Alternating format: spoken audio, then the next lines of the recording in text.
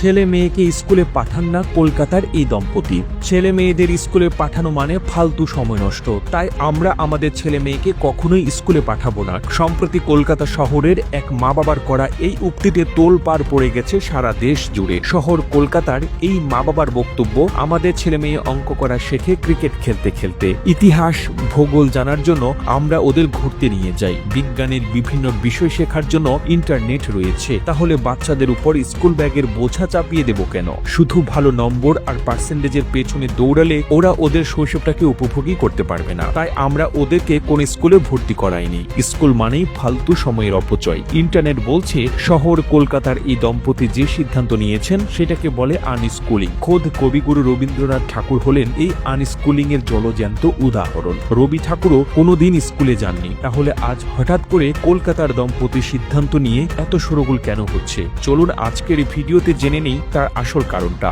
দিন কয়েক আগে সোশ্যাল মিডিয়ায় ঝড় তুলে দেয় ইনফ্লুয়েন্সার সেনা ট্রেজারি ওয়ালের একটি ভিডিও। সেখানে কলকাতার ইফতেকার হাসান বা শাহিদা ইফতেকারকে নিজেদের ছেলে মেয়েকে আনস্কুলিং নিয়ে কথা বলতে শোনা যায়। ইফতেকার ও শাহিদার 11 বছর বয়সী যমজ দুই ছেলে মেয়ে রয়েছে। তাদের নাম ঈশা ও শেহরাজাদ। আজ অবধি স্কুল কি জিনিস তারা জানেন না। ইফতেকারের কথায় ওদের স্কুলে না পাঠানোর সিদ্ধান্তটা আমরা ওদের জন্মের অনেক আগেই নিয়ে ফেলেছিলাম। আজ 11 বছর বয়সে পৌঁছে ওরা কিন্তু ইংরেজি গ্রামার থেকে বাংলা ব্যাকরণ সবটাই শিখে ফেলেছে। আমরা যেহেতু রাজস্থানী, তাই ওরা মারোয়ারি ভাষাটাও রপ্ত করেছে। ওদের গৃহশিক্ষক আছে, কিন্তু শেখার জন্য ওদের উপর কোনো জোর জবরদস্তি করে না। তারা একটা গেট টুগেদারের মতো মজা করে করে সবটা শেখানো হয়। মা শারিয়ার মতে ইতিহাস ভূগোল শেখানোর জন্য আমরা আমাদের ছেলে মেয়েদের বিভিন্ন জায়গায় ঘুরতে নিয়ে যাই। সেই জায়গাটা সম্পর্কে গল্পচ্ছলে ওদের বলি। লক্ষ্য করে দেখেছি এতে কয়েক বছর বাদেও ওরা সেই জায়গাটাকে ভুলে না। আমার ছেলে শেহরাজাদ ক্রিকেট খেলতে ভালোবাসে। ও আর মেয়ে ঈশা ক্রিকেটের স্কোরবোর্ড গুনতি গুনতি যোগ বিয়োগ গুণ ভাগ শিখে ফেলেছে। তবে ঈশা আর শেহরাজাদ কিন্তু মিউজিক ক্লাস এবং ড্রয়িং ক্লাস অ্যাটেন্ড করে। শেহরাজাদ যেমন ক্রিকেট খেলতে ভালোবাসে, ঠিক তেমনি ঈশার পছন্দ মিউজিক। সে বড় হয়ে মিউজিশিয়ান হতে চায়। ভিডিওতে দেখা যায় আর শোনা যায় যখন ঈশা আর শেহরাজাদকে মাকে প্রশ্ন করছে, ডিগ্রি না থাকলে ওরা তো চাকরি বাকরি পাবে না কোথাও, সে নিয়ে আপনাদের চিন্তা হয় না?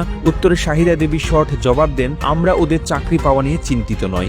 আমরা ওদের যেভাবে মানুষ করছি তাতে ওরা বড় হয়ে বোধ হয় চাকরির অপেক্ষা করবে না। ওরা নিজেদের মতো করে বড় কিছু একটা করবে। শাহিরা ও ইফতেকারের কথাতে স্পষ্ট বোঝা যায় ওরা এই আনস্কুলিং টেকনিকটা নিয়ে যথেষ্ট কনফিডেন্ট। কিন্তু বাচ্চারা স্কুলে না গেলে ওদের বন্ধু তৈরি হবে কিভাবে? ঈশা ও শেহরাজাদের কথায়, আমাদের পাড়াতেই তো কত বন্ধু আছে, আমরা ওদের সঙ্গে মিশি, ওরা আমাদেরকে মাঝে মধ্যেই বলে যে আমরা কত লাকি। আমাদের সকালবেলা ঘুম থেকে উঠতে হয় না, নিয়ম করে হোমওয়ার্ক করতে হয় না, তবে আমরা নাকি স্কুলের ফান অ্যাক্টিভিটিস গুলো মিস করি, এটাও বলে। এবার একটা কথা জানিয়ে রাখি, শুধু ঈশা বা সিরাজদা নয়, ইতিমধ্যে কলকাতা শহরের বহু শিশুই এই আনস্কুলিং পদ্ধতিতে শিক্ষা অর্জন করা শুরু করে দিয়েছে। বিবিসি বাংলার রিপোর্ট অনুযায়ী ওদের কারো নাম আনায়া, কারো নাম জাসুয়া, আবার কারো নাম নাথান। তাহলে কি সত্যি এই আনস্কুলিং টেকনিকটা কলকাতা শহরের একটা নতুন ট্রেন্ড হতে চলেছে? এই বিষয়ে অনেকে দ্বিমত পোষণ করেছেন। কেউ কেউ বলছেন এই আতলামিগুলো বড় লোকদের বাড়িতেই মানায়, গরিব বাড়ির ছেলেমেয়েরা স্কুল কলেজের ডিগ্রি ছাড়া কিচ্ছু করতে পারবে না। কারো কারো মতে এইসব বাবা মায়েরা নিজেদের ছেলে মেয়েদের উপর গিনিপিকের মতো এক্সপেরিমেন্ট চালাচ্ছে। তবে অনেকেই আবার বলছেন খোদ রবি ঠাকুর বহু বছর আগে এই আনস্কুলিং পদ্ধতি অনুসরণ করে গেছেন। তাই বাবা মায়েরা চাইলে এটা কোনো ভুল নেই। বাচ্চারা মজার ছলে কিছু শিখলে সেটা তো আপত্তি করার কিছু নেই। এটা আনস্কুলিং প্রসেসটা নিয়ে আপনাদের কি মতামত কমেন্ট জানাতে ভুলবেন না। প্রতিবেদনটি তৈরিতে তথ্য ও উপাত্তের সাহায্য নেওয়া হয়েছে আলটিমেট মোটিভেশন নামক ফেসবুক পেজ থেকে। আর এতক্ষণ আপনারা সঙ্গে ছিলেন বিশ্ব বাংলার। সেই সঙ্গে আপনি বাংলাদেশের কোন জেলা থেকে এই ভিডিওটি দেখছেন আমাদের কমেন্ট করে জানান। আমরা পরবর্তী ভিডিওতে আপনাকে ধন্যবাদ জানাতে ভুলব না। এতক্ষণ বিশ্ব বাংলার সাথে থাকার জন্য অসংখ্য ধন্যবাদ।